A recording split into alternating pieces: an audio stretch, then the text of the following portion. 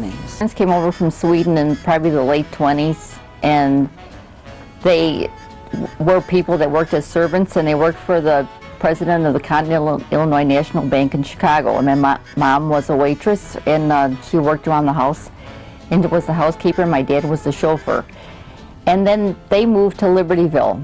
And then the people that started the Curtis Candy Company, Otto Schneering, he invented the Baby Ruth and the Butterfinger candy bar.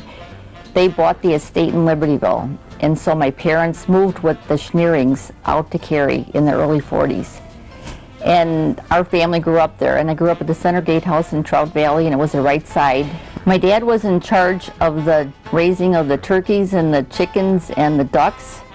And so they had probably maybe 500,000 chickens, and they would raise them for maybe 6-7 weeks, and they would ship them off to restaurants and all over.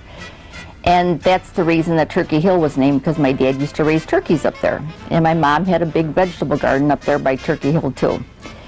And it was kind of cool because we didn't have any money, but you were raised in an atmosphere, a very affluent atmosphere, because you would have like free swimming lessons, free horseback riding lessons. And my dad, when he was in charge of chickens, I used to ride with him and see how they were butchered, and they used to do that in Wheeling.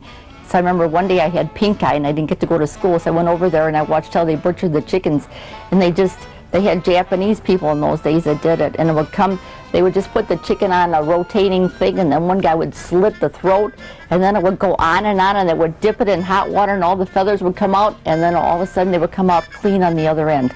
And they always had huge parties, and you go through this big room, and they had this walk-in closet that was about maybe half the size of this room, and it would be full of just all this food for parties. And then you go through the dining room, and they'd have a buzzer on the floor, so when you had to go in and serve, they'd ring the buzzer, and my mom would go in there. And it was a beautiful marble floor that was so shiny. They had huge sterling silver like coffee pots and big dishes. They'd have the turkeys on it, all be sterling silver. And then when you walked down, there was a huge living room. It was all hand carved with balconies, and that burned down eventually. It turned into Villa Des, and that burned down. And Mrs. Schneering, every Christmas she would get a huge Christmas tree, and it would be about 40 feet tall. It would be all the way to the ceiling, and she'd have ladders and decorate all the Christmas trees. And then once a year, up at the bull barn, they'd have a party for all the kids that lived on the farm. And we would all sing Christmas carols, and we would all practice even for a few days before that. And every child would come up to the top, to the front, and Santa Claus would be there, and they would call their names, and we would all get Christmas presents from the Schneerings. So it was a good way to be brought up. Mr. Hurd came actually to Cary in about 1920.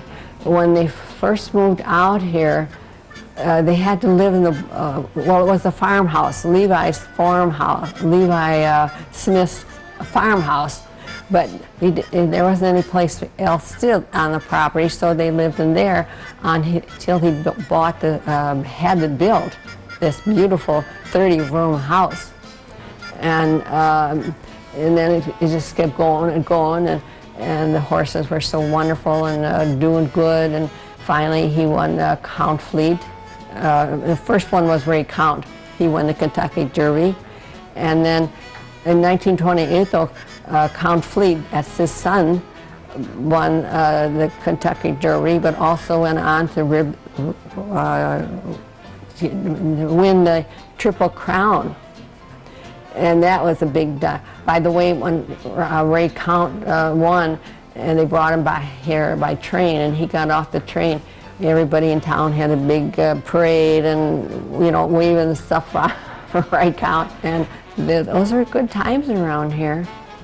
The Norge Ski Club was established in 1905. It was Norwegian immigrants that wanted a place to ski jump, since they were the first ski jumpers in apparently ever. They started the whole idea of the ski jumping. They were primarily based in Chicago at that time, but they needed a place to build a jump and have a good hill. And Fox River Grove had that. We have our large jump is what's called a 60-meter hill. Generally, we don't have too many children, small children going off of that. But last year, I think it was about 3 children that were 12-year-olds. about 12-year-old that went off, and we were very proud of that fact. Their mothers were terrified, but everybody else was proud. Yes.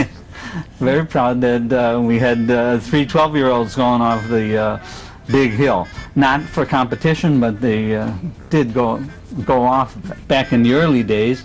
We used to get 30,000 people out there for a tournament, although a lot of those people came on the train. There's an interesting story about the trains back in the early days. That was before Fox River Grove was a town. They used to come on the train from Chicago, and as they hit close to the Fox River, they would roll out their barrel of beer, and then they'd stop in Cary and walk back, pick up the beer and bring it on over to the club grounds. Speaking of the Norwegian influence, I brought this hat along. A member had one similar to this, and they brought it to a meeting one night, and this gentleman wanted all the board members to wear these Norwegian helmets.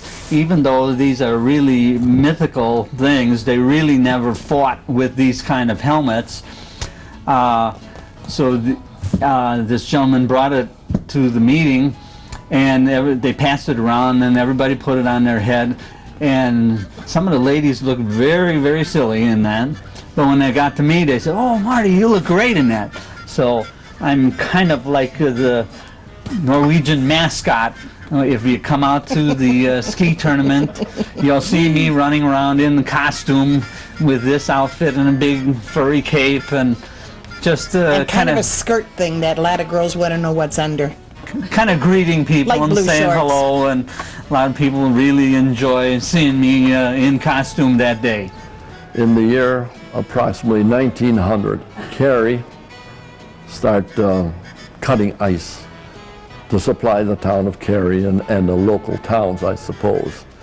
But they only had the horsepower on the river because they had to wait till the ice was thick enough to cut, which was maybe, I would say maybe a foot, 18 inches. And then they would take this one piece here that looks like a plow out of a farm, but it's not. It's like a big saw, and that would be for scoring the ice. And they would lay it out with some chalk line or something first. And then they would score the ice, and this plow-looking piece of equipment was pulled with a horse and a one-man behind it. But all the ice in those days came from the Fox River, and that's what you put in your ice box, and that's what you chipped off if you wanted to make ice cubes for your drinks or whatever. Everybody was drinking ice from the Fox River, which was a very clean river at that time. Northwood Fur Farm had a fine reputation for selling some of the finest mink pelts in the entire world. It was the largest mink ranch in the United States in the late 50s and 60s. You might say it had its heyday. There were over 100,000 pens with mink in them. It was financed by a New York cartel, even though it was owned by the Otto Gross family. Well, Otto Gross, of course, had the mink farm, and periodically he would give fashion shows. And there would be famous models that would come out, model these beautiful, beautiful coats and jackets and stoles and things like that. And they would make quite a big thing out of it. They would serve food on these beautiful tables with parasols and tablecloths. It was just wonderful. Winston Churchill said, "Kites rise highest against the wind, not with it." The courageous ancestors of families like Cary, Mensch, Cernacki, O'Patterney, and so many others surely would have appreciated the meaning behind those words. It was their collective vision that formed our past and paved our future. The Cary Fox River Grove area we know today is comprised of two vibrant, thriving communities. Communities which have surely undergone dramatic change over the years, but which have also managed to preserve their sense of place.